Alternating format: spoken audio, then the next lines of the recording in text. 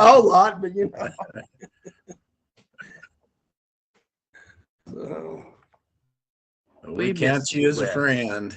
Well, I'm seeing 4 of us on the screen. Will there be a multiple screen of everyone, or how will that work?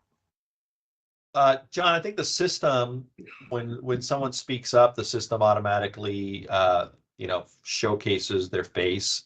So there might be a view in the, you Yeah, might under click view, if you click pick large gallery, large like- gallery. Like I see AC, that's probably Ann Clemmer, but I don't know, maybe all the little letters here at the bottom, You also represent the If you names really of want to our- have fun, you can click view and hit together mode, and you can put everybody in a theater setting. Right, that's a little, You that one's a can. little weird. But John, there's also a little thing, little individuals you can click up top, says people, and then you can see a list of all the people along the side, let you know by text who is there.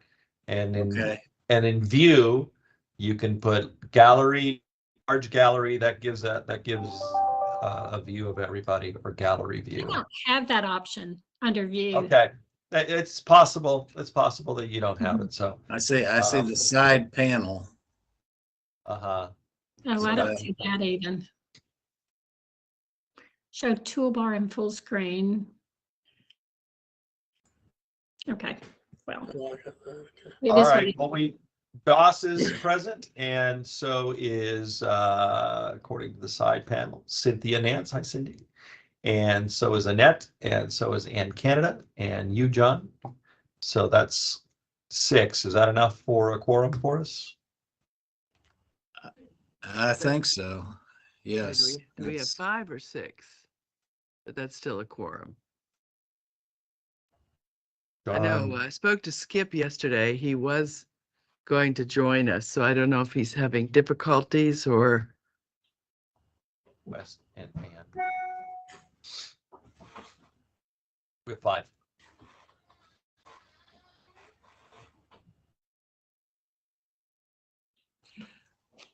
And One. yeah, would you like to begin, John, or do you want to wait to see if we can get Skip and Ann Clemmer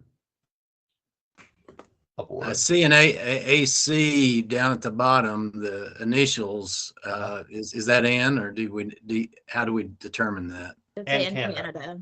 Yeah, and Canada's on. Okay, well, my side panel doesn't show the names. We may have guests online. I don't know. How do we determine? Well, here's a little show participants. See how that works. I think AC may be Ann Canada, but I don't know if she's on. Are you on, Ann? Okay. Yeah. she's Okay. here. Now, yes, I do have the side panel now. AC is in Canada. Yes. And a number of our staff members on. And so you all can identify those as we go along, but yeah, we know what Woody's not with us, and we haven't heard from Skip. Everyone else is on, right? And also have not heard from Ann Clemmer. And I Okay. sent her another reminder just now with a quick link. Yeah.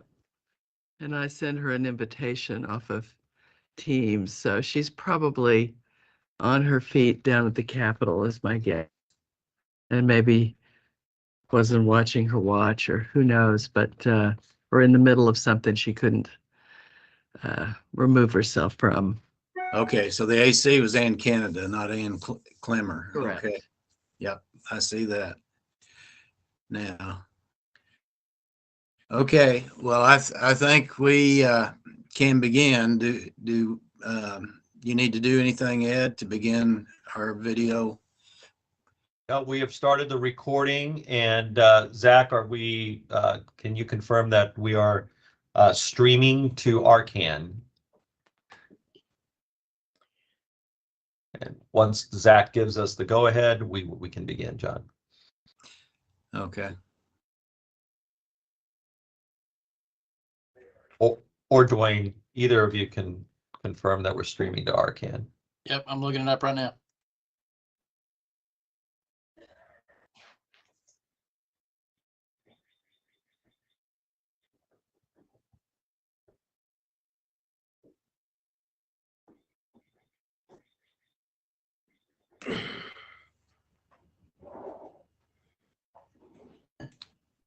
Zach confirmed we are streaming.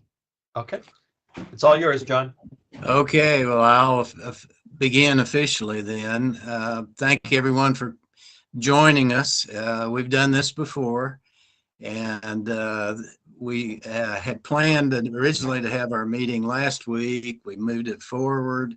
Apparently, there's just a lot going on this time of the year, and we've had West, we don't need to go into your medical problem that you overcame, but you're here with us. We appreciate that. And Glad to be here.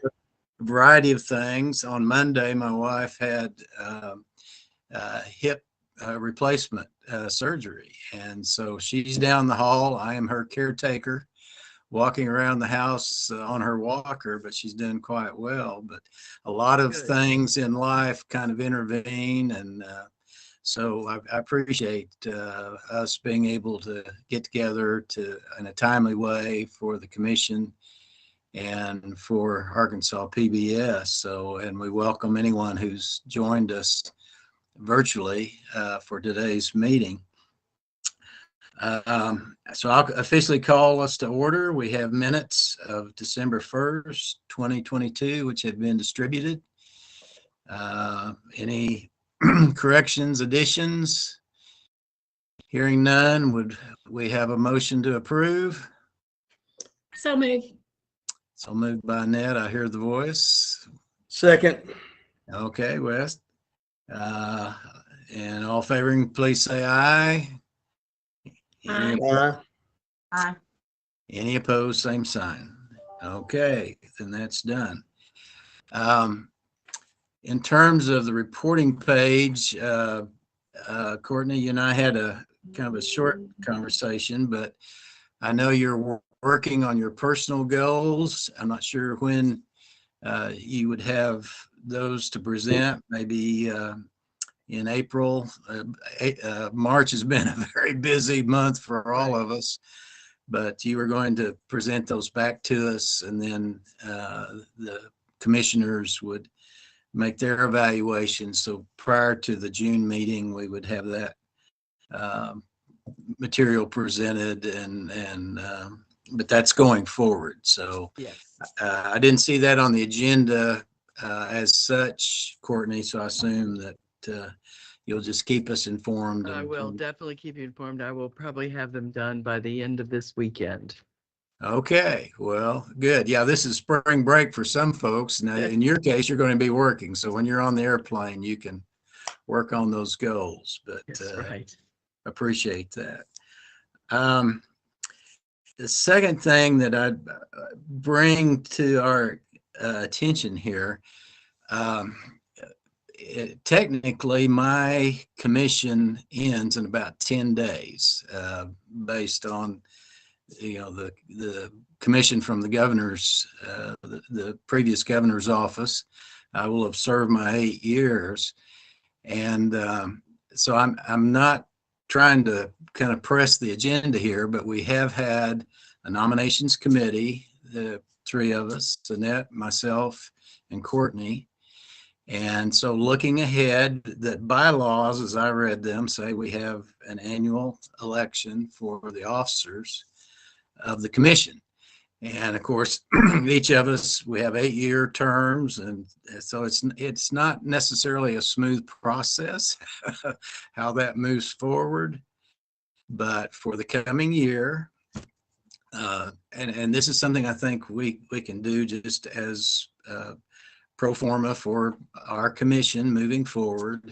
We don't need a executive session or anything like that, but in discussing with some of you and the nominations committee, put forth the officer list for the coming year, and we, the nominations committee, has made the recommendation that as chair, we elect Wes Doss to serve for the coming year, the vice chair, Woody Freeman, and our secretary treasurer. The three offices of our commission would be Ann Canada, and each one of them have been notified and aware of that recommendation. So I'd ask if there are any other nominations. Hearing none, if you are in favor of this affirming this report of the nominations committee, would you please say aye? Aye. Aye, including the members nominated, and any opposed? Hearing none, those will be our officers for the coming year. I think, while, yes, applause. We all serve. We're all called, a part of the team here, and time moves forward. In the previous administration, that Skip had called, and we talked about it, and there was kind of maybe an unofficial statement from the Attorney General's office or from the governor's office that we just can continue on serving until our position is filled. I'm not sure that's the best form, but it does right now place us in the position of having 2 seats to be filled.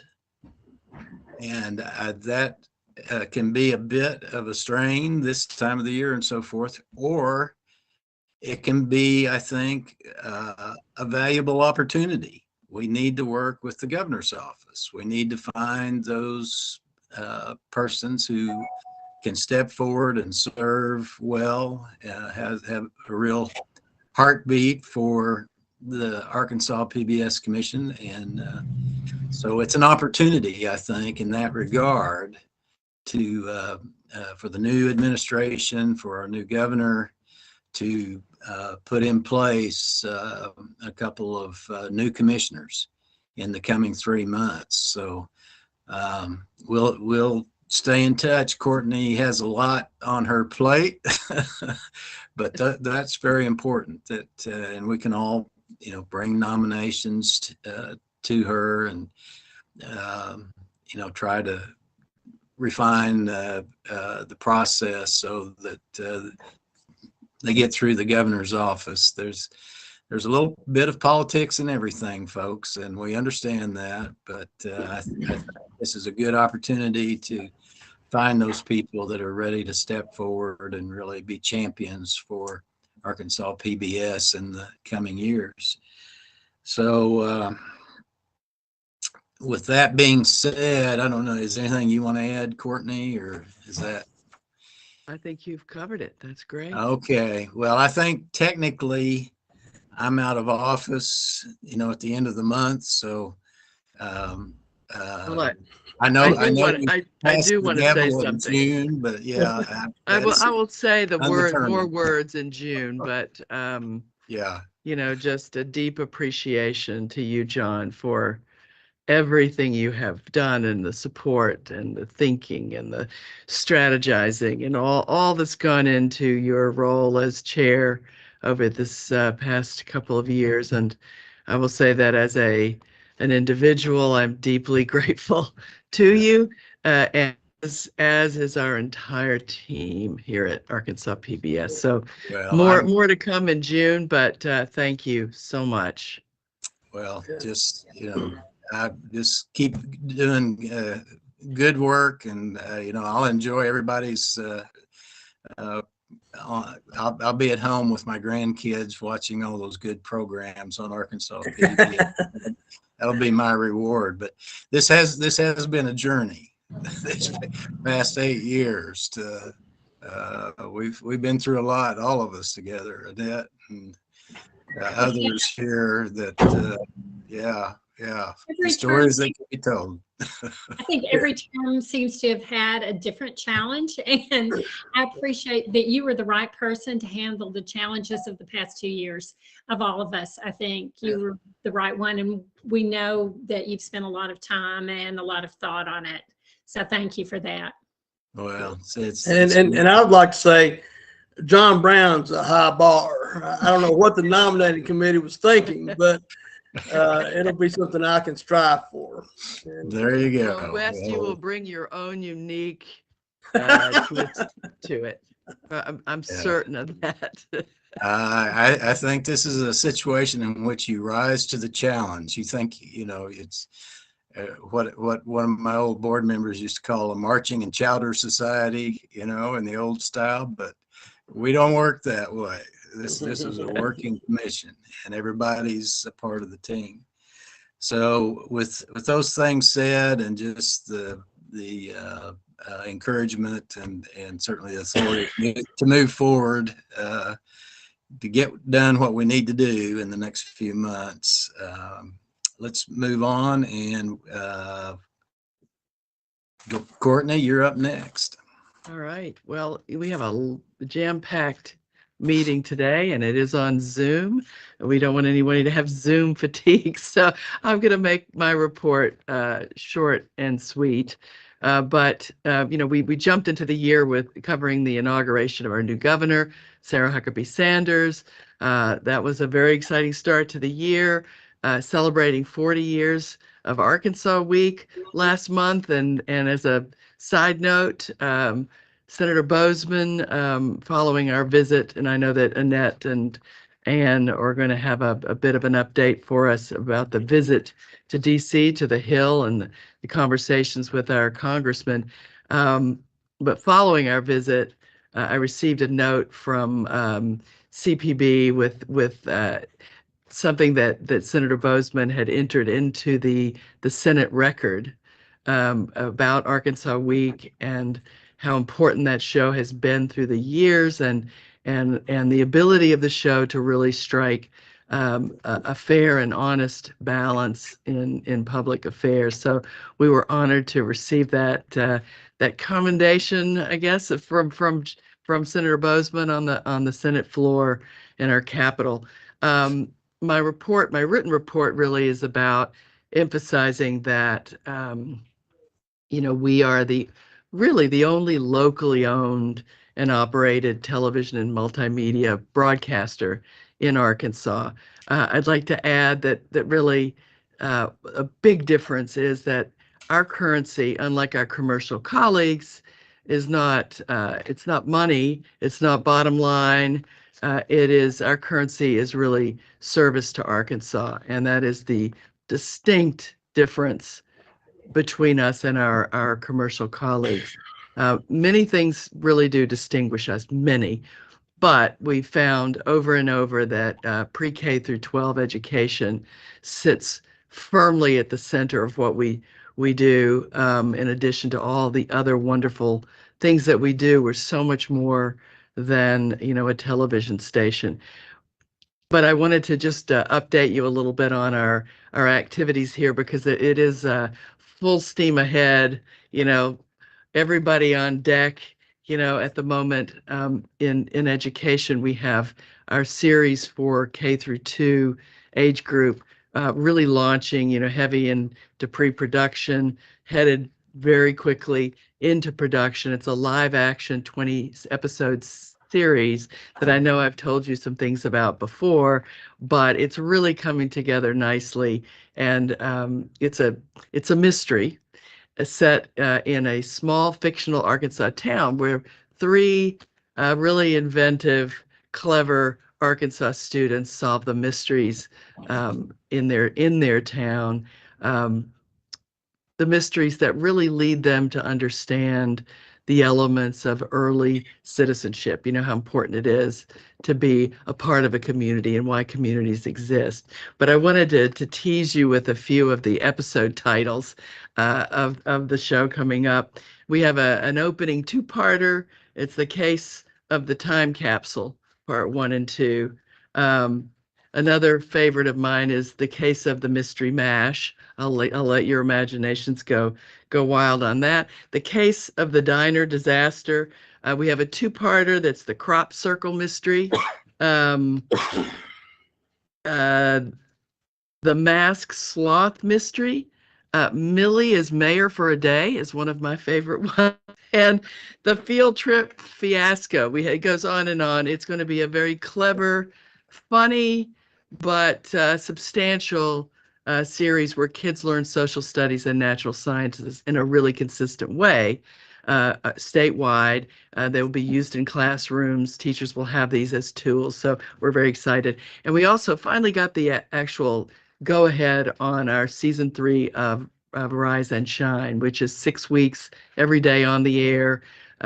Multiple teachers of the year, master teachers teaching learning segments to an added grade band this year, which will be pre-K. So it'll be aligned with Arkansas Early Childhood Standards.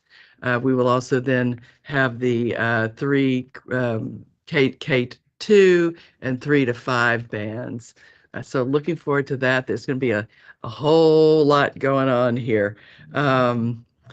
I'm going to stop at that because we have so much else to cover. And I know I said I was going to be short, and that wasn't as short as I intended it to be. So over to you, Ed Leon. Okay, thank you, Courtney.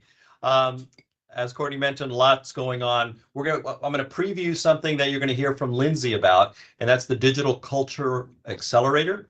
And that has been a year-long process that our marketing team, has been conducting with a cohort of other PBS stations. And it became apparent that our team was by far the most professional, savvy, accomplished, and true leaders in the PBS system in digital fundraising, digital throughput. So you're going to hear from that. So I want to congratulate them on that. Also, start cleaning out your attics, folks, because we're doing a show called Arkansas Treasures, and it is our version of the Antiques Roadshow concept. So we're going to have appraisers here in August and going through Arkansas's, best collectibles and heirlooms and yard sale discoveries to see if they're worth any money. So dig out your best thing. When we were in Washington, Congressman Womack pulled out a coin from like 100 BC to show us so that he can get that appraised. So that's coming up. We've hired next item is we've hired a new CFO. Karen Watkins is here on the meeting, and you're going to get to meet her today for the first time. And she's already come in and just hit the ground running, helping us through some items. We just completed the basketball state finals. It went terrific. We had a great tournament last week at Bank OZK Arena in Hot Springs. Incredible. I don't know that we plan to give engagement numbers, Lindsay, but incredible spikes in engagement on social, on YouTube, and comments. It's just such a high impact thing for the state. And we did production did some terrific segments, one on the wife of Eric Musselman, Danielle Musselman, and the work she's doing in philanthropy. We did one on mascots, high school mascot names across the state. And we're going to show you one on these cool photography tricks that they do. It's a piece called Sportraits coming up. We also are going to show you in the video segment a new video. We call it Arkansas PBS. This is the moment. And it is a showcase of, really the value that we bring to the state. We're always trying to communicate ourselves and what we do to others. And I think this is a real kind of a showpiece, and we're going to show it to you in full during the media show. So with that, I'm going to turn it over to Lindsay, and she's going to talk you through some of the results of the Digital Culture Accelerator. I don't know that I bring as much energy as Ed brings. I have not had enough hot tea this morning, but yes, and I stumble over it's Digital Cultural Accelerator. I stumble over it every time I say it. So I'm going to refer to it as the DCA. Let me share my screen real quick. All right. Is everybody seeing a slide that says DCA 2022 program wrap up? Yes. All right, perfect. So like Ed mentioned, this actually was a 3-year program. So the results that obviously I came in the 3rd year of this program, but this was a project or an initiative by Corporation for Public Broadcasting to ensure that all PBS stations were elevating. So they had multiple groups that they were running, each of the cohorts, about 6 stations each. So, and it wasn't like it was, all Southern stations. So we were getting, we were compared and getting compared to stations in Pennsylvania and Buffalo, Toronto, and, kind of all over. So it was a wide swath that we got to engage every single week with a group of 5 other peer stations, hear what they're doing, hear what's working, just all learn from each other. But as Ed mentioned, we did get a comment from CPB and from it was a consulting group, Q Catalyst, that ran our cohort. And they really had a lot of nice things to say about Arkansas PBS and just the progress that we had made from the beginning of this 3-year program until the end. So I'm going to jump over to a definition of what our project was. And so we called it the Know, Grow, and Engage. As you know, we're on this adventure to try and learn as much about our audience as possible, because as soon as we know more detail about our audience, the better we can serve that audience. And so a lot of the know this year, or, ending this program, came in looking at the analytics on a regular basis and gleaning what we can from those analytics, growing. So we have grown every single platform, digitally, website, social media, email, all of that's had tremendous growth, especially if you were to look back at the beginning of this 3-year project. And then in terms of engagement, overall, putting all of our engagement numbers together, and that's likes, comments, shares, etc., across all of the platforms, we were at a 4.10% overall engagement. The benchmark, looking at Rival IQ, and I had linked that in this presentation, looking at the benchmark engagement is around a 2%. So we were doubling our engagement with our audience.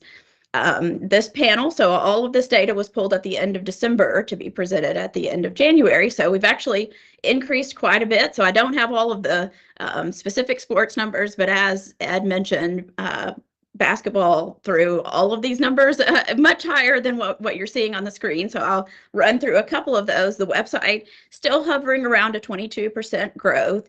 YouTube, the next one down, has actually moved from 18.53 at the end of December to now we have over 28, we've grown 28% on that channel. So huge growth, most of that due to basketball last week. Membership, so we've had March Pledge. We have a new member challenge you may have seen out in the market. We're trying to get 2,023 new members before the end of our fiscal year on June 30th. I believe we've grown 800 members just since the beginning of March. So huge growth in membership and a very successful, I know Marge wasn't able to make it today, but tremendous success from the foundation with March Pledge. Instagram is now at 13% growth. Facebook is now at 3% growth. Twitter is now at 4% growth. And then email, we dipped just slightly before we had to pull the data for this report. So we were down 0.25 because we cleaned up our end of year list, people who were not engaging, dropping them off.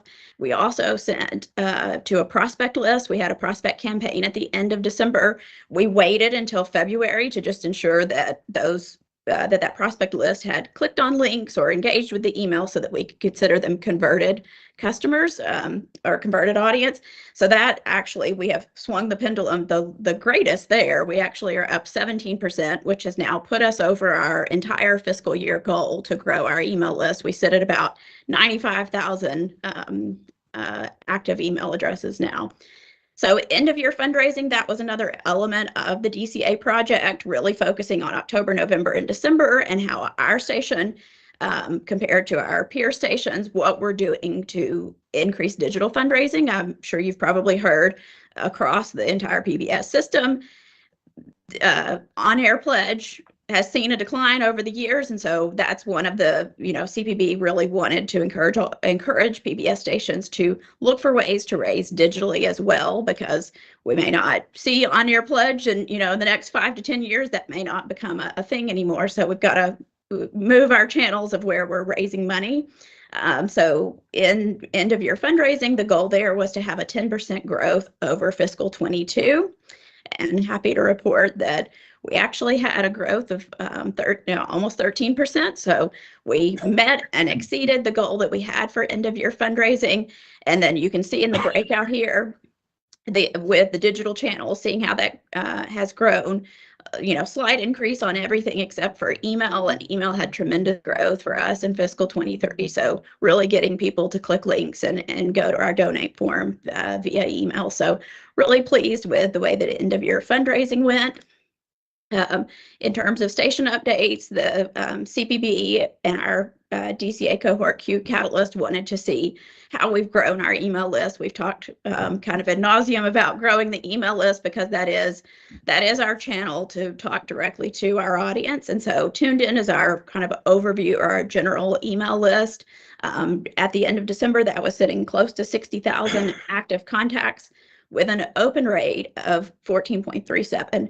We want that number to be about 17. So we're that email list in particular, just a couple of percentage points behind where we want to be. But with our growth now, we're seeing that come up, and we had really good engagement with our sports email. So again, just kind of nurturing and working on improving our email. As an overall portfolio, again, looking at the beginning of this project, so 3 years ago, we started this with less than 78,000 active contacts. At the end of December, we were at 84,369. And as I mentioned, right now we're sitting at about 95,000. So we had a growth goal of 8%, and or we had grown 8%. We had a goal of 10%, and we've now exceeded that goal. So we're really happy there. And overall, with all of our emails, we are sitting right where we want to be with a 17% open rate.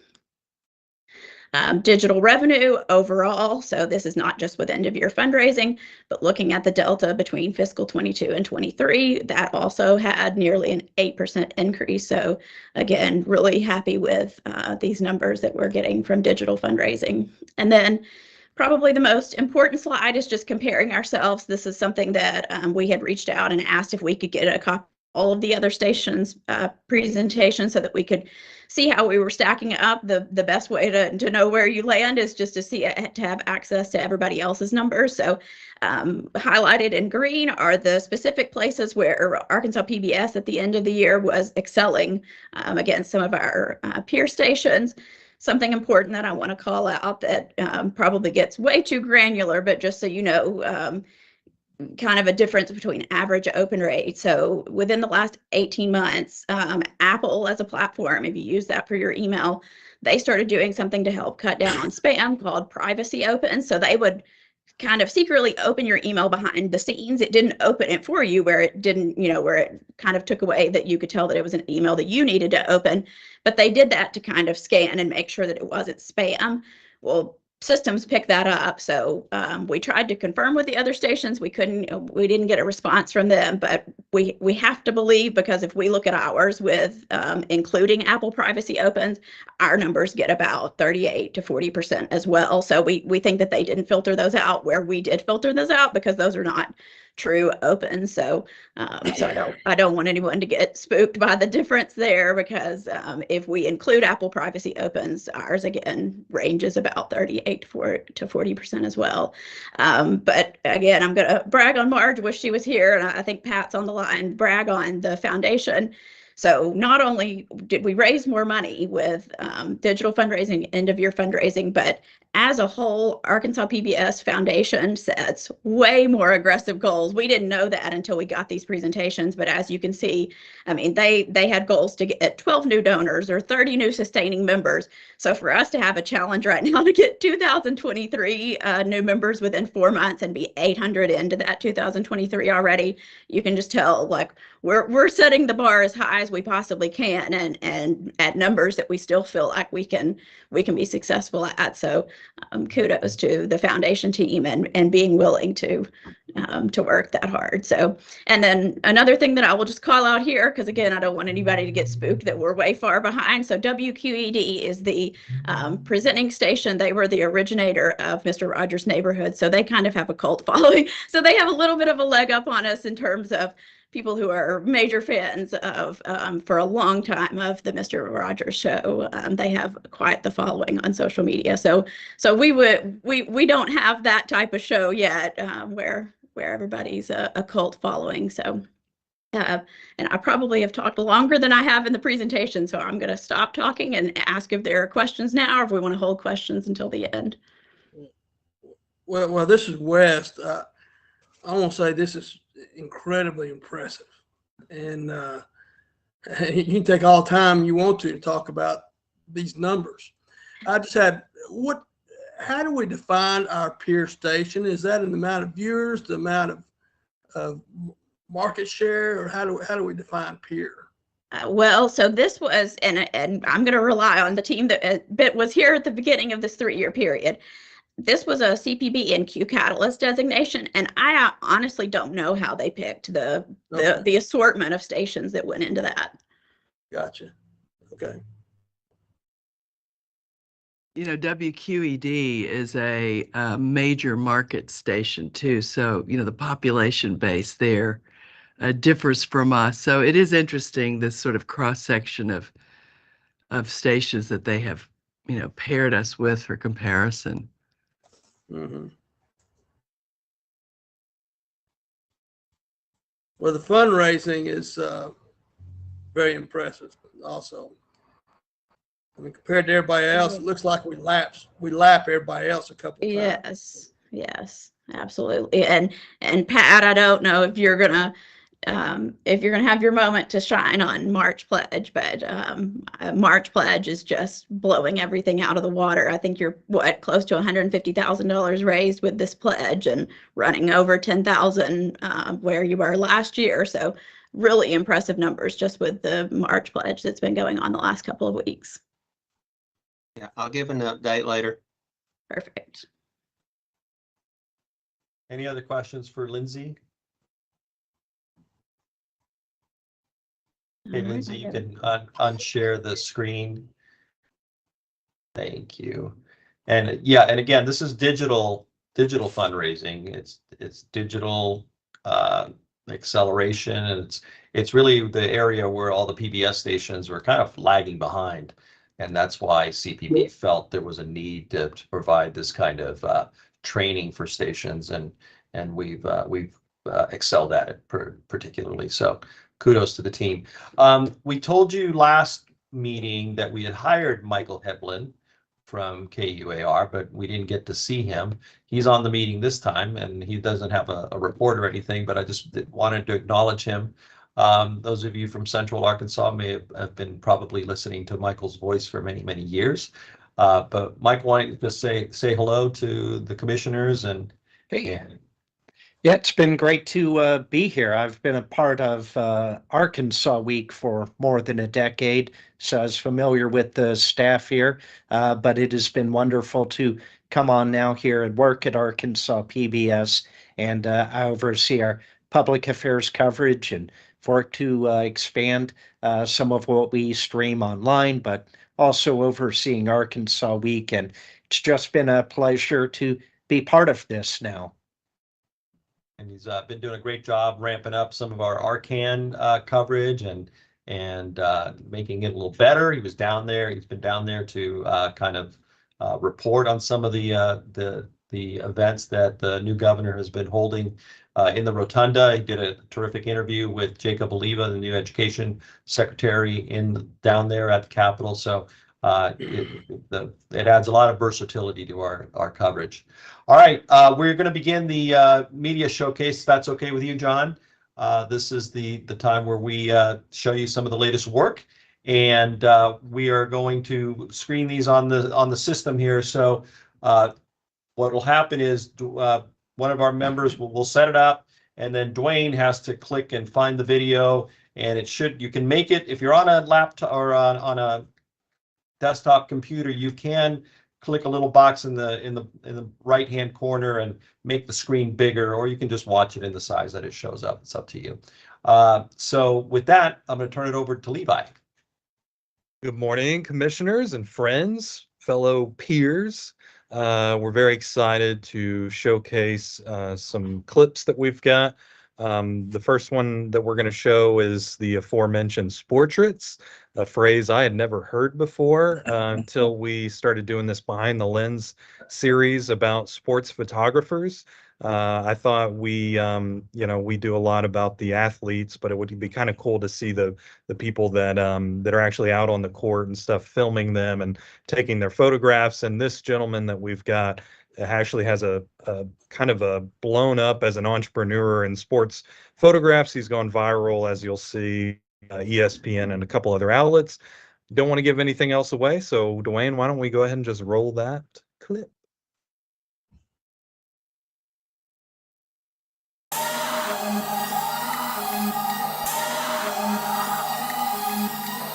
That's good. You want to see it? Oh, that's dope.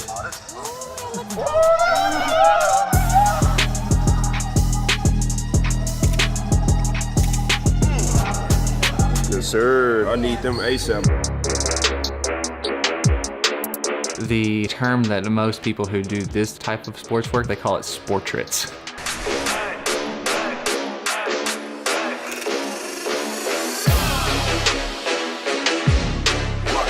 So I had an idea, what if I show my behind the scenes on a regular phone and what it actually looks like with a professional camera with lighting, so you can just show the difference. The more you can do in camera, the less post work you have to do. It's gonna make your life so much better.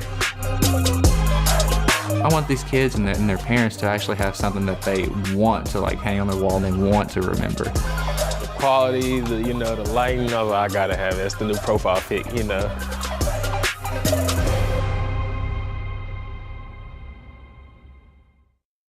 So just a little tease of that one. You can see the full thing online on our YouTube channel. We'll try to send out the links later. But in deference to time, we'll move into our next showcase from production. As you know, we've done 3 seasons of Blueberry's Clubhouse, our social emotional learning or kids development show for kind of K through 5th grade audiences. And this year we did something a little different. Rather than doing full episodes, we wanted to experiment with the form and do 5-minute little vignettes.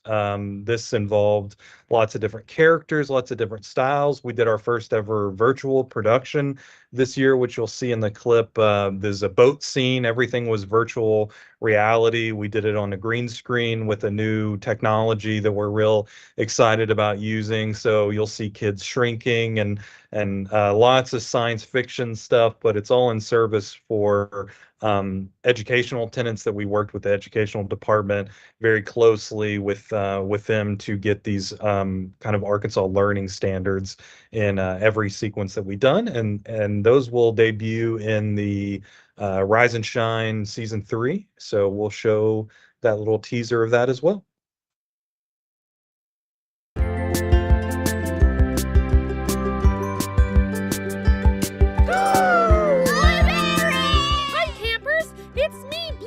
The countdown to fun starts in 3, 2, 1.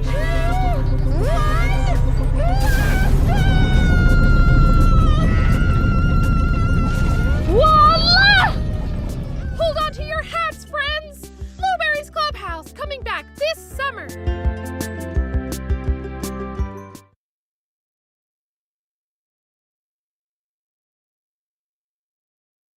Very cool. Thank you, Levi. The next thing we're going to show you is the 40. We did a special clip celebrating the 40th anniversary of Arkansas Week. The episode where we commemorated was on the February 18th episode. We went back into the vaults and dug up some golden oldie nuggets to show you for this piece. We typically show you just a chunk of the piece, but for this is sort of a trip down memory lane. So we're going to show you the entire segment. So here it is, the 40th anniversary celebration of Arkansas Week. This is Arkansas Week, Arkansas's only statewide in-depth news analysis program. So we've been around through celebrations and scandals and the workaday business of government for 4 decades.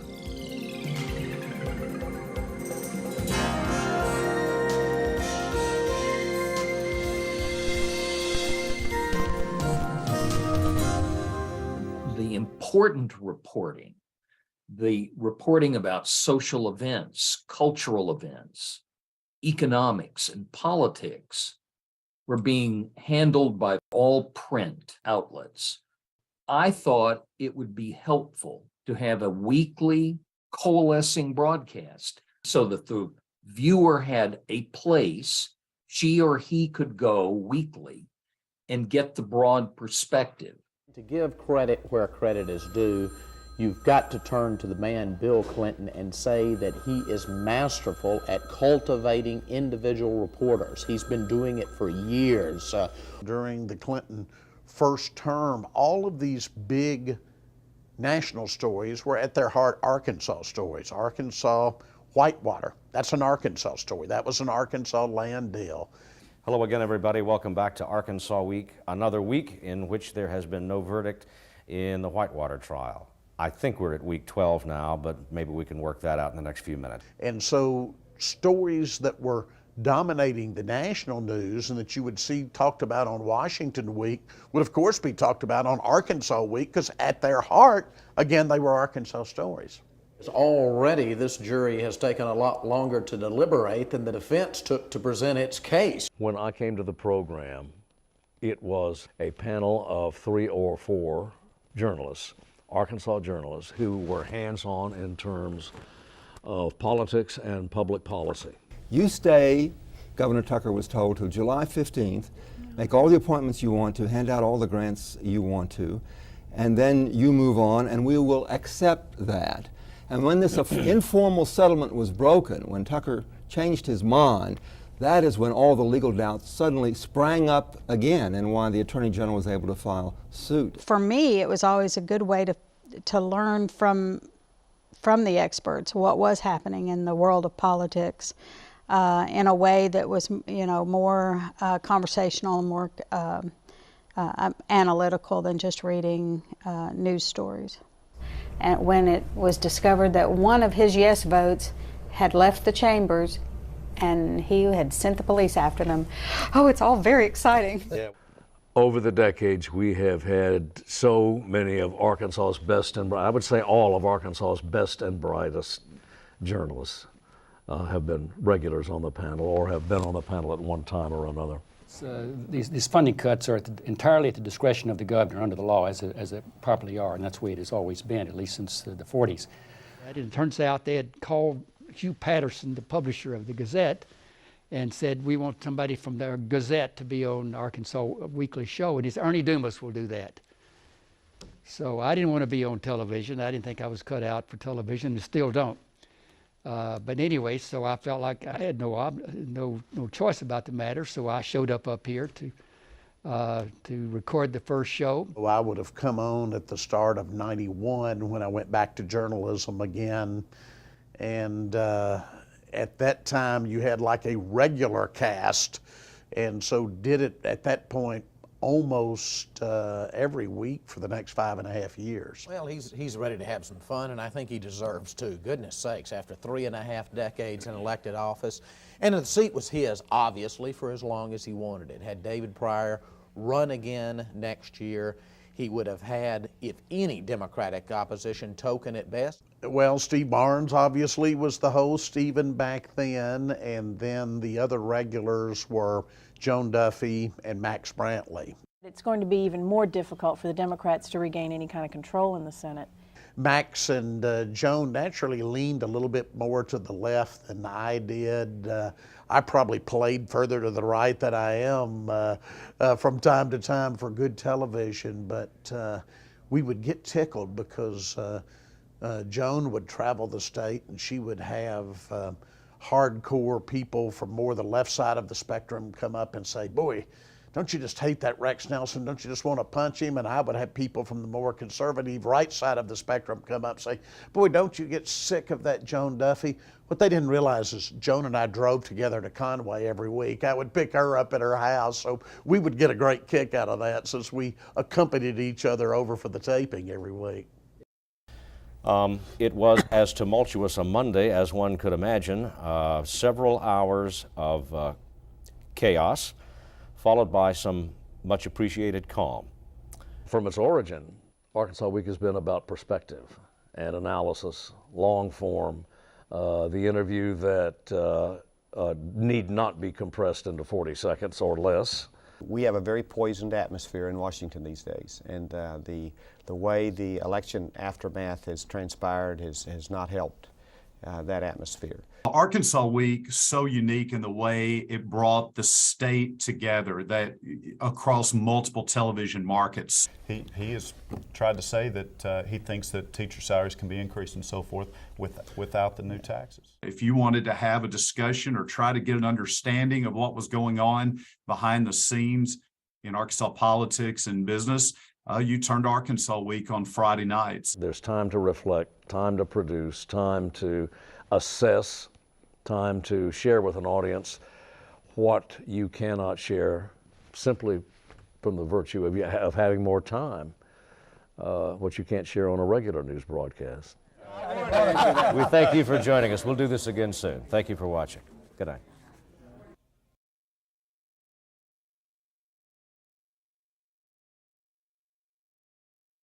All right, there you have it. I'm sure many of you recognize some of those faces going back a lot of years. All right, we always like to show you a preview of what's coming from the national programming, and our manager of programming, Veronica Palmer, is on camera, and she's going to guide you through. So take it away, Veronica. Hi, everyone. We have a few shows to show you today. Our first one is Sanditon Season 3. It's the final season of Jane Austen's unfinished novel, and it will finish in a spectacular way. So tune in to see if everyone gets their happy ending or not. The entire season, I will say, drops into Passport on the premiere day of March 19th. So you can binge all 6 episodes that same day. So we'll take a look. Too often, young women are thought to be strangers to their own minds. It is left to fathers or uncles to choose the path their lives should take, as if we require saving from ourselves. If you've told me anything, Miss Hayward, it's that a young woman has a right to choose her own destiny. It is my honor to welcome you to Sanditon. Miss Hayward is to be married in a few short weeks. But she is not married yet. Do you love him? Well, forbidden fruit is always the most tempting. I need to do whatever I can to protect myself. Even if he is unworthy, what she feels for him is real. I shall never fall in love. It seems a beastly business. It is, Leo. Avoid it if you can.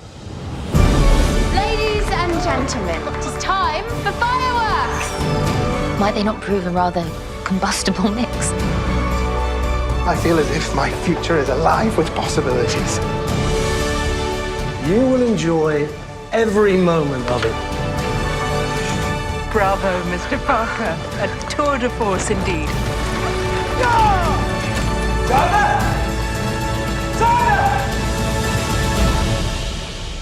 Miss Hayward! You're still here! Does this mean you're staying for good?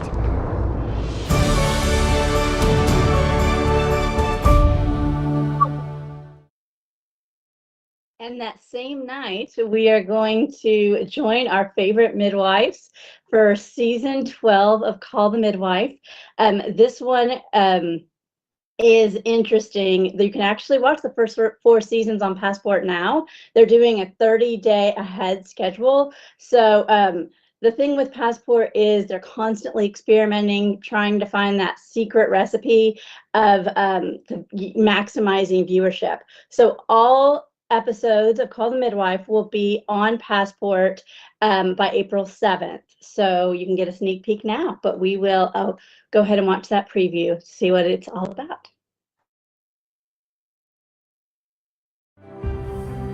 I took vows that will shape my life. We'll have skills, compassion, and dedication. I can't do this. I promise you, you can.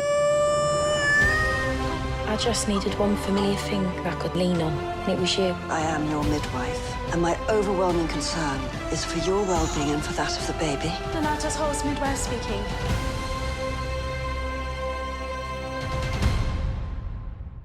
「And we have one final preview we want to show you, leaning more into the historical side of our programming, and that is coming on April 11th. It's four different episodes of My Grandparents' War Season 2. So that will show 4 international stars and how their grandparents were involved in World War II. And this season is really interesting because there are some parallels in what the actors do or what they portray on screen versus what their grandparents did, and in some cases is unknown. So it's definitely a really interesting look. Kit Harington, Keira Knightley, Toby Jones, and Alili Sandy are the 4 actors. So we will take a look once again, April 11th at 8 p.m. So we'll take a look and see what that's all about.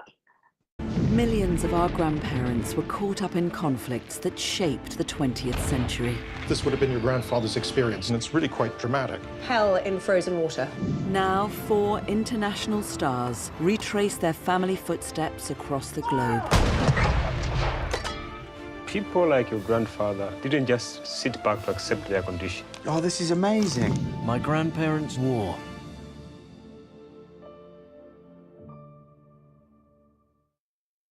And that's what we have coming nationally in the next little bit. Those are some high-profile shows, and they're those are big arrows in the PBS quiver. So look forward to those. And then the final video we're going to show you is Arkansas PBS. This is the moment. We feel that this video, we hope that this video communicates all the quality and scope of value that Arkansas PBS brings to the state. This is Arkansas programming. This is not the national stuff from PBS. This is what we make and what we do. All right, let's roll that one.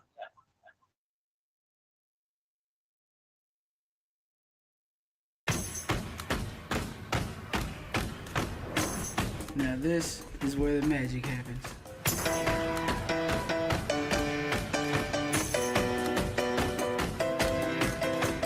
Goes downfield, has a man at the 5, dive for the end zone.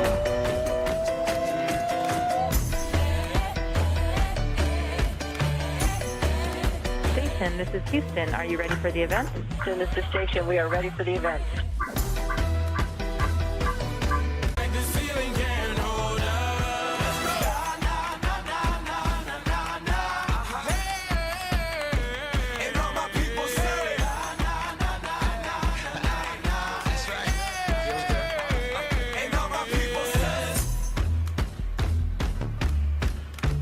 There is something for everyone at Tyson Foods, from tuition reimbursement to apprenticeship, a lot of company paid and sponsored training. So really great chance to learn more about equipment, keep your day job, or even to work nights and go to school. On the next Arkansas Week, a report reveals challenges that women face in the workforce. We have some great high-performing teachers in those schools. We need more of them. I, Sarah Huckabee Sanders, do solemnly swear. Do solemnly swear. You can't do this by yourself. Anybody that think they can do this by themselves, something's wrong.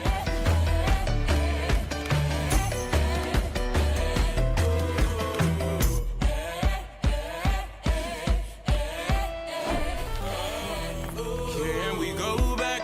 This is the moment. Tonight is the night. We'll fight till it's over. So we put our hands up like the ceiling can't hold us. Like the ceiling can't hold us. Still going. Touchdown.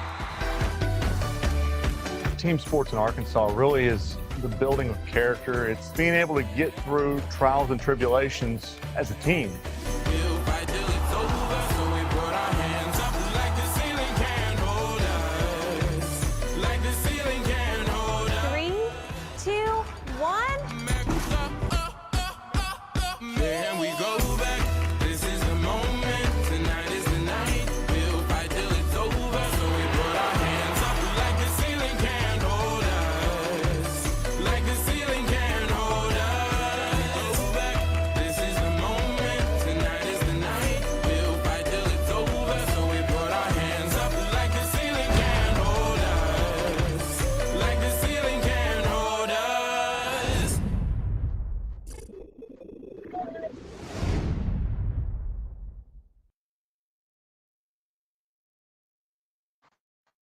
All right, there you have it. Hope you enjoyed that, and we hope the people that see that get a better sense of everything that we do for the state. And based on, I'm hearing feedback. What is that? Do we know what that is? Is it still happening? Nope. Maybe that was just the tail end of the video. Yeah, so based on feedback from stakeholders, who see this, we will continue to refine that, as well as our, our wonderful little brochure that we've sort of captured the essence of Arkansas PBS in. I want to welcome Skip. Skip joined us somewhere in there. So thank you, Skip. Nice to see you. A little bit of it's nice to see everybody's shining face today. Thank you. Especially old Wes. Yeah. I thought you were gonna. I was giving you a moment there. I thought, Wes, you would have a quip to respond to that. So you're muted. You're muted.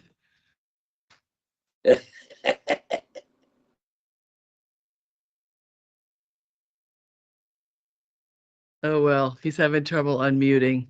Save it. You can do it after this. You can use it later. Yeah, exactly. So a little bit of a governmental affairs update. As you all know, we're in the middle of the 2023 legislative session. It continues and may well continue well into April. And our dealing with our FY24 budget. It's interesting because this year happened in such a way that the elections happened. There are a quarter of the members of the House of Representatives that are brand new, 13 new senators. So with that, the election, the holidays, the session starting, the inauguration, all of that, boom, boom, boom, boom, boom.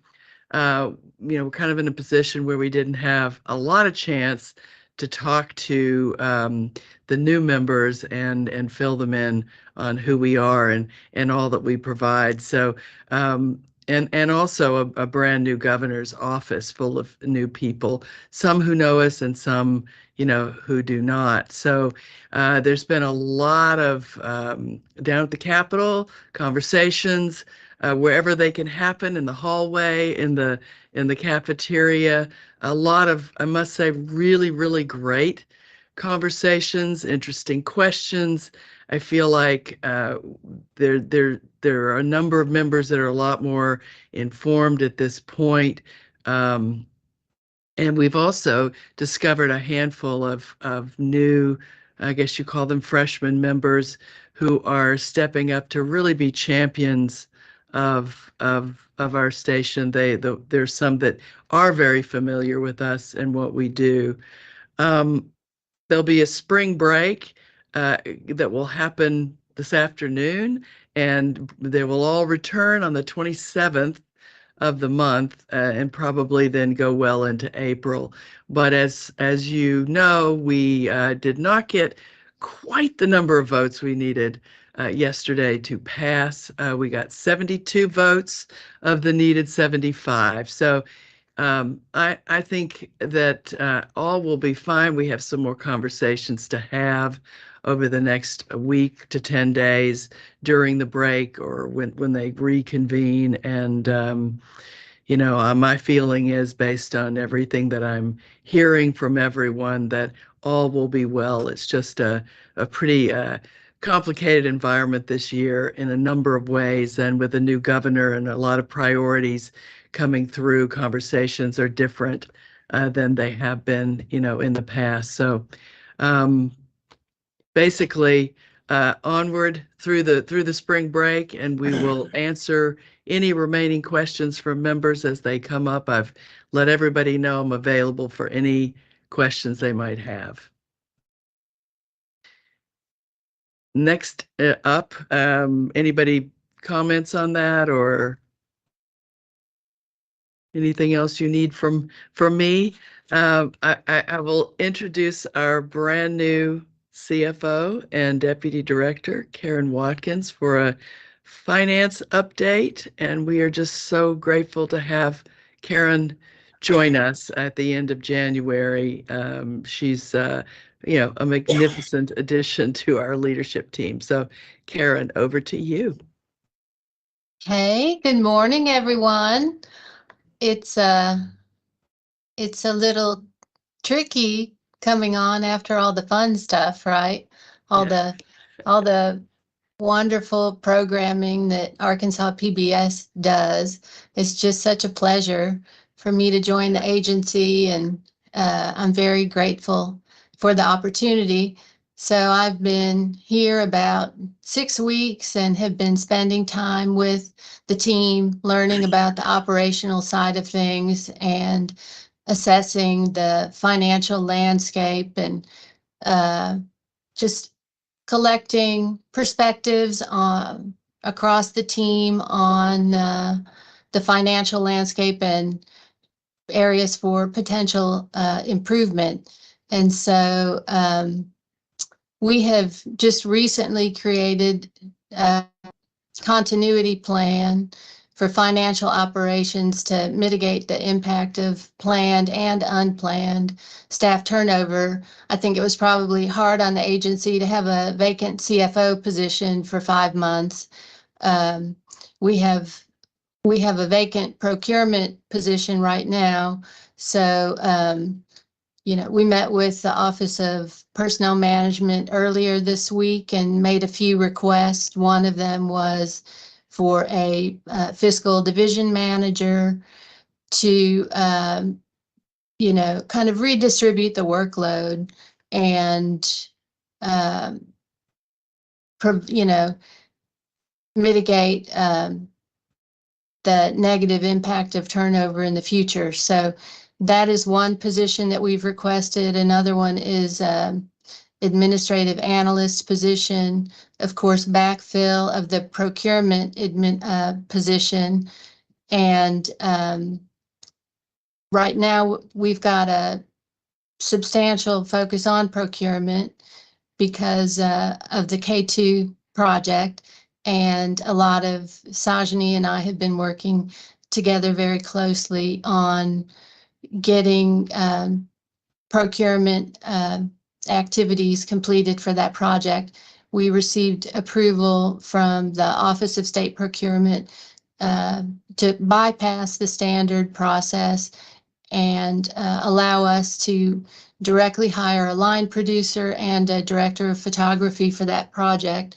And all of the other contracts that need to be negotiated and secured beforehand, we're working on currently. So that's going to be a big push for the next month. And then after that, we'll turn our focus to the fiscal year 24 budget process, some new budget management tools that will allow us to have better information about the budget throughout the year versus actual expenditures, and be able to pivot as needed as new opportunities come up during the year for additional projects. And let's see, what else do we have going on? Currently, we're finalizing annual reports for the Corporation for Public Broadcast. We're going to do a post-mortem on that process and see how we can improve it next year so that it doesn't take quite as much agency energy to get that completed in a timely fashion. And I believe that is about the extent of what I wanted to share with you all today. We kind of back to procurement. We've scheduled some time with the Office of State Procurement to come out here and help us with some training opportunities, which we'll be doing that next week. And year-end close is only 90 days away. So I think the focus on procurement, on budget, on year-end close is going to take up most of our energy for the next 90 days. And then we'll be looking at more overall financial policies and procedures after that. So do you all have any questions for me right now?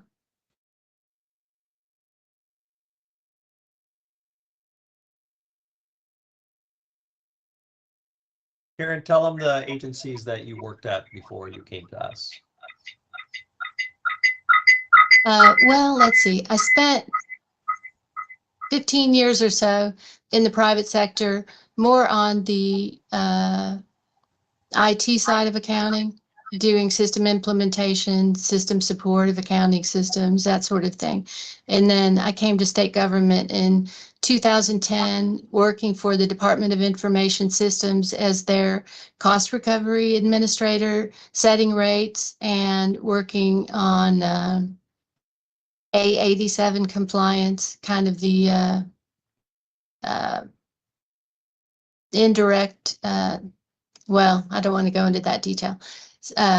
Cost accounting effectively for the Department of Information Systems. And I went to the Arkansas Department of Veterans Affairs. I was there for 5 years as their CFO. Briefly went back into the private sector for a few years, the COVID years. I left state government in late 2018 and then received a call last spring inviting me to come back to the Arkansas Department of Veterans Affairs, where I was in my previous position just before joining Arkansas PBS. So I've been in state government for almost a decade, and I have to say I'm super happy about landing at Arkansas PBS and really grateful to be here.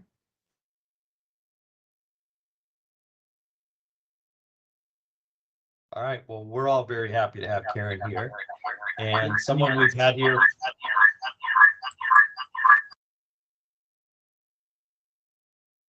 you guys hearing that reverb? Sorry. Yeah, it's gone I think now. John. No, John is muted. Everyone's muted. I don't understand it.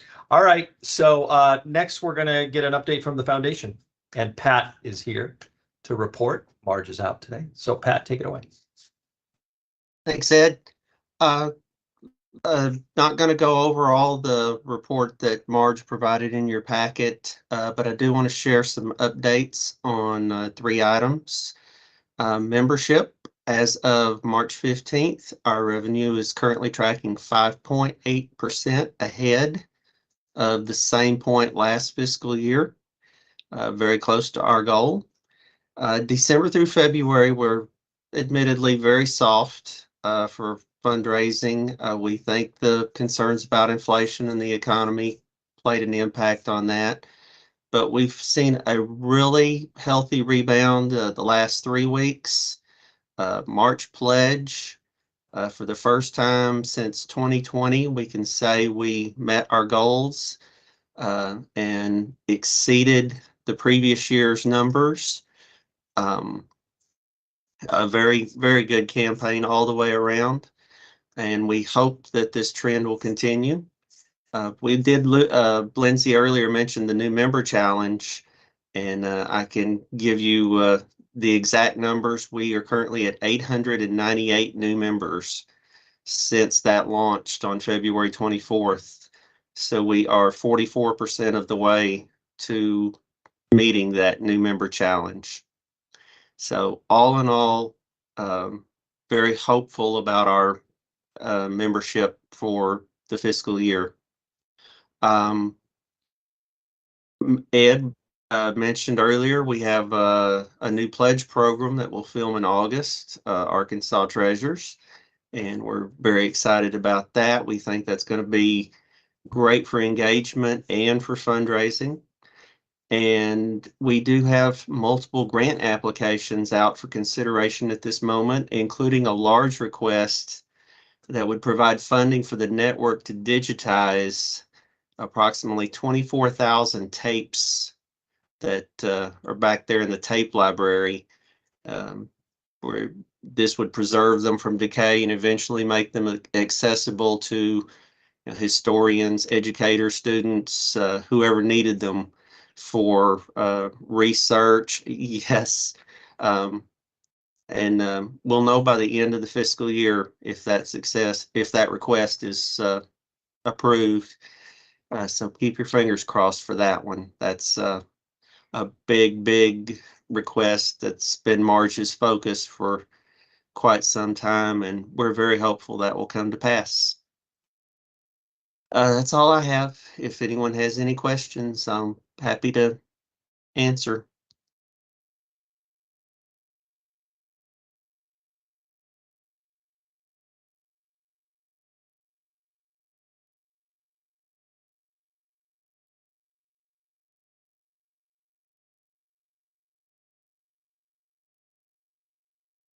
John, you can move on to other business, I guess. Oh, yeah. I'm getting some feedback on, so go ahead. Yeah. You're having feedback issues. If you turn your audio down, that might help it. No?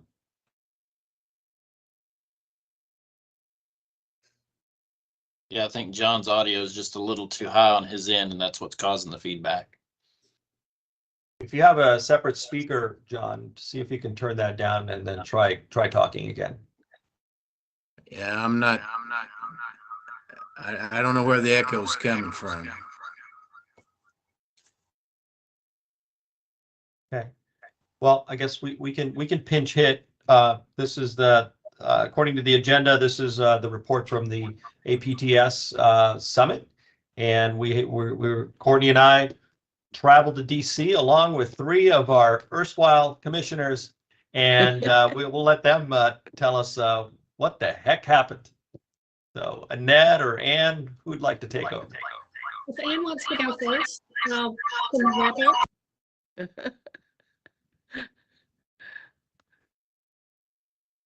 Or I can start, either one. That echo is so bad.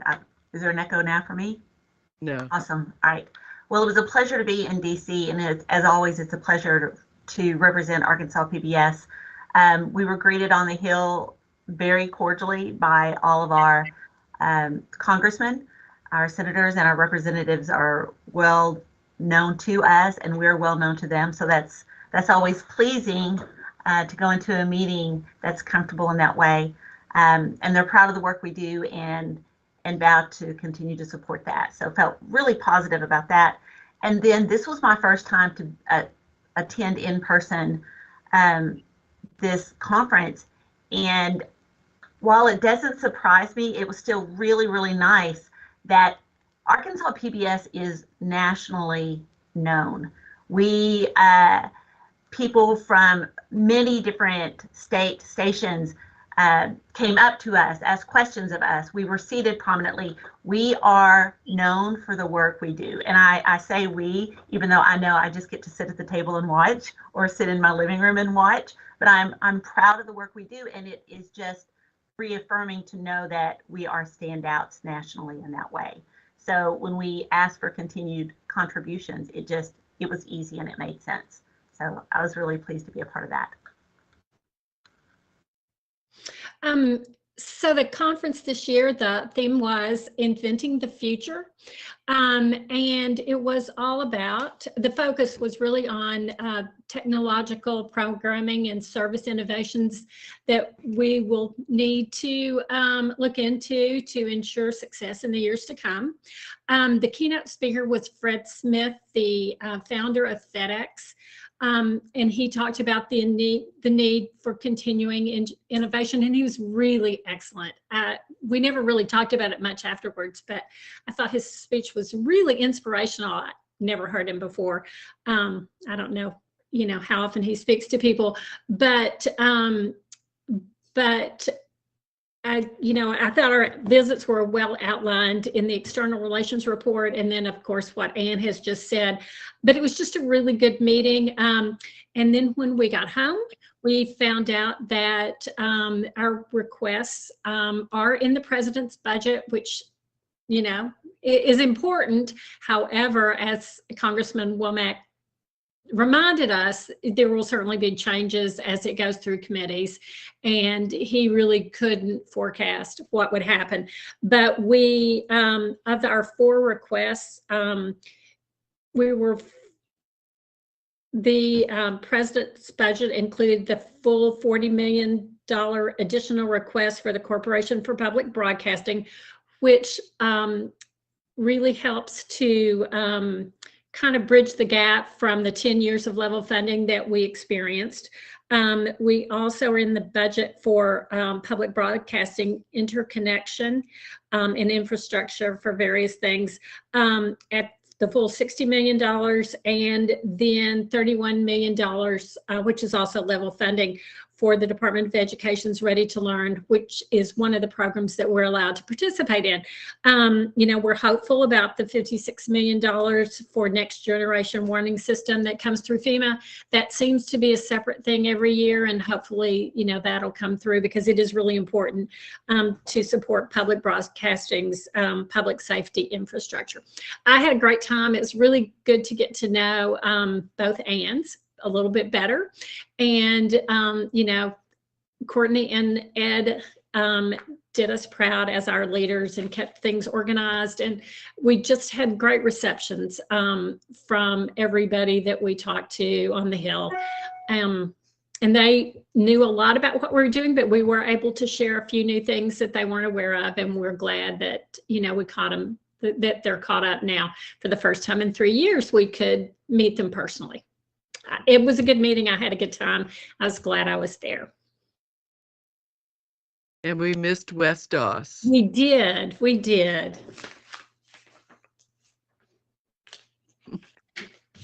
All right. Thank you.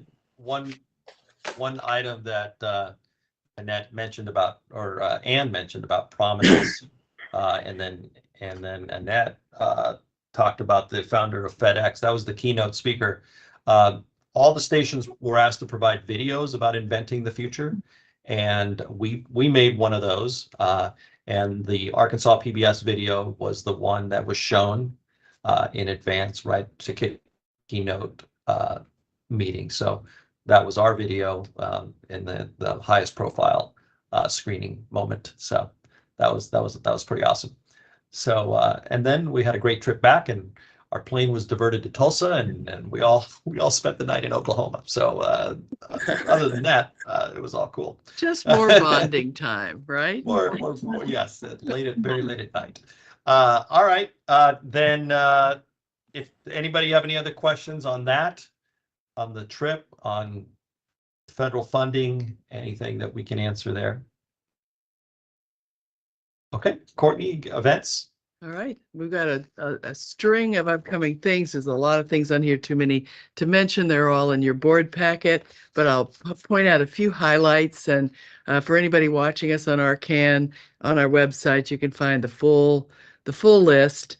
You know, of course, each month we have a new episode of Good to look forward to that's within Arkansas Week. This Friday, we're live streaming an event for the Rockefeller Distinguished Lecture Series. It's Securing Water and Food in a Changing World, sort of a new partnership with them in our live stream. We've now got a reputation for being terrific at live streaming events. So we find that a lot more people are coming to us and asking to partner. We've had a new member challenge that began in March this month and will continue through June. At some point, it's a date to be determined. We're looking to find, in the midst of all of our busy schedule, a time to get to Texarkana for another Tower Power event of really bringing the community together in celebration over our new transmitter and tower in that area. We have dirt screenings coming up, our successful documentary about the world of the rich soil underneath our feet here in Arkansas with the Arkansas Cinema Society. And we have one in Fayetteville. On the 22nd of April, we have Quiz Bowl, which I don't know what year anniversary this is, but it's way on up there. Anybody know? Do we know what it is? It's 30 something. We have something I love, a Dad's Reading on the Carpet event in Fayetteville on the 29th of April. Of course, we have a big focus on childhood literacy. We are, at a date to be determined, live streaming the Arkansas Governor's Arts Awards in April. We have a number of Read to Succeed events. Again, early childhood literacy. We have one on the 6th of May in Eudora. We will be at Toadsuck Days with characters. On the 10th of May, we will announce our writers contest winners, which is always one of my favorite things to see, the little ones who have submitted such inventive stories. We have a lot of talented young kids in Arkansas, so that's a fun moment. And then 18th to the 20th of May, baseball and softball, we're back out, you know, in the sports field and bringing communities together around these sports events. And finally, we have more Read to Succeed events in May in Stuttgart, Springdale, Hughes, Eudora, and Brinkley. So we're really out there across the state in these smaller towns and engaging with parents and young readers. So those are the highlights. And like I said, look at the full list for everything that's going on for the rest of this month and April and May. Thank you. And what is next on our agenda, since we have John with feedback, is comments from the commissioners. Any comments, questions as we begin to wrap up here?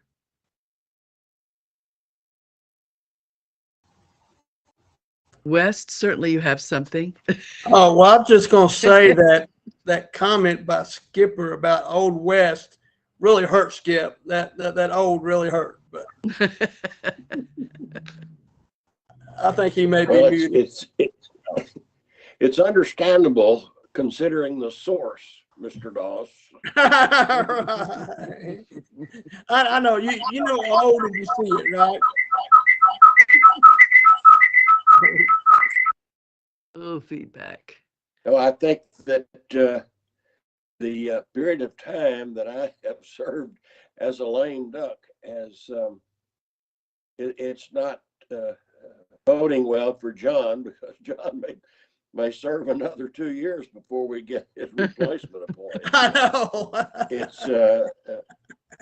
It's a hopefully not to having a term that's unexpired, but if I can be of help, then certainly that's what I want to do, and that's why I'm here today. So we're going to see how much juice John has with the new governor. That may be a job for all of us. Somebody check and see if I've been listed as the discussion leader or something. Am I don't know where this is coming from. Sorry. Close it out, Courtney. All right, I will close it out. Date for next commission meeting. I'm thinking we are leaning towards the 8th of June. Does that look good for everybody? And if it does, we will circle back and hopefully confirm that date. Thursday, June 8th. Anyone got any significant issues with that date that you know of? If not, we will probably aim for that and come back and confirm ASAP. Courtney, I do have a question. This is Cindy. Cindy, are we yes. going to be taking the meeting on the road at that time, or will this be in Conway? Good question. I think that's a question we're going to answer for you very, very shortly here. It would really be nice to go on the road. I think it's a wonderful thing to do, and when we have done it, it's been wonderful to get out in communities and invite people to come and meet the commission and hear more about Arkansas PBS. So if we don't do it in June, we will do it coming up here, but June may be a good, it's our annual meeting. I don't know if there's any wisdom against taking that particular one on the road. I can't imagine there is, but we will look at that quickly and then come back to you and confirm with more information. Any other questions? We got an answer. We're going into our 38th year of covering Quiz Bowl. 38th year of Quiz Bowl. Oh, wow, almost 40. So it's just 2 years younger than Arkansas Week. That's great. All right, having said that, I mean, John, do you want to pipe in and adjourn even with the feedback, or would you like Ed or me to do that? Go right ahead. If I've been named convener, I don't know where it came from, but somewhere I'm hearing myself. Okay, I understand. That is frustrating and difficult to talk through. So thank you all, and hearing no other comments, questions, or any other business, we are adjourned. Thank you, everybody. Thank you. Have a great day.